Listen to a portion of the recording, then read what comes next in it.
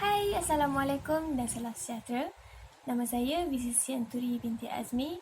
Nombor pendaftaran di 201910888899. Untuk video kali ini, saya akan membawa tajuk Rhythm dan Tempo. Kebiasaannya, kesilapan yang dilakukan dalam rhythm dan tempo ketika bermain piece piano, contoh untuk kesalahan rhythm ialah salah mengira bar 3-4 kepada 4-4. Untuk kesalahan tempo, kita selalu bergegas dan tidak stabil ketika bermain dari bar ke bar yang seterusnya. Itu makna kita tidak bermain dengan tempo yang stabil. Di sini saya akan membawa contoh lagu track 1 untuk kita pelajari. Saya akan menyediakan beberapa tips yang selalu saya gunakan ketika berlatih bermain piano dengan rhythm dan tempo yang betul. Sebagai pemula, perkara pertama yang akan saya perhatikan ketika mendapat piece piano, saya akan memperhatikan meter, tempo dan rhythm yang diberikan. Sebagai contoh, lagu track 1. Tempo yang diberikan 120, meter 4-4. Untuk tips yang pertama ialah saya akan memperhatikan rhythm sahaja dari bar pertama, bar kedua, bar ketiga dan bar keempat. Perkara pertama yang saya akan lakukan ialah saya hanya akan mengambil rhythm sahaja tanpa mengira tie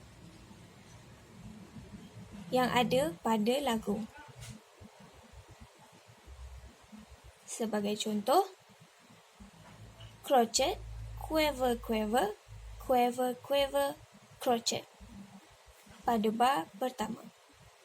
Setelah kita mengetahui rhythm pada bar yang pertama, kita pergi kepada bar yang kedua tanpa mengira tie atau slur yang ada.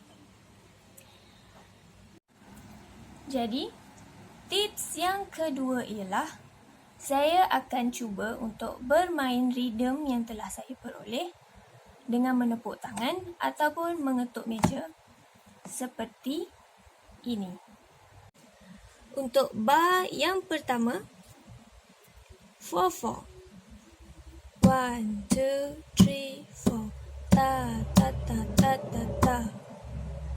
Untuk bar yang kedua, 1, 2, 3, 4. Ta, ta, ta, ta, ta, ta. Kemudian, barulah kita menambah slur atau tie yang ada dalam piece yang diberikan.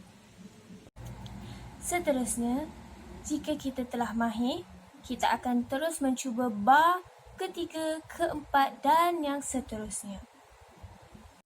Untuk tips yang ketiga ialah kita perlu bermain lagu ataupun piece yang diberikan dengan tempo yang stabil. Seperti dalam piece track 1, dia memberikan tempo sebanyak 120 beat per minit, di mana kita perlu ikut beat per minit tersebut dengan stabil. Apa yang saya akan lakukan pada mulanya ialah saya akan mencuba dengan beat yang perlahan kerana 120 beat per minit merupakan beat yang agak laju untuk kita lalui sebagai pemula. Jadi, pada mulanya saya akan mula dengan beat yang agak slow, tempo yang agak slow dalam 60 ke 80. Kemudian, barulah saya akan mencuba dengan beat yang diberikan 120 beat per minit.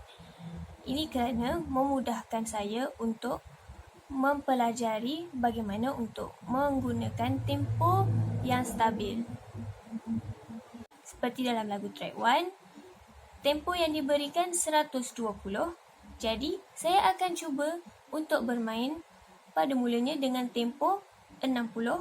Kemudian, saya akan lajukan sedikit 80 dan seterusnya saya akan cuba dengan tempoh yang asal. Itu sahaja daripada saya dalam video kali ini. Sekian, terima kasih.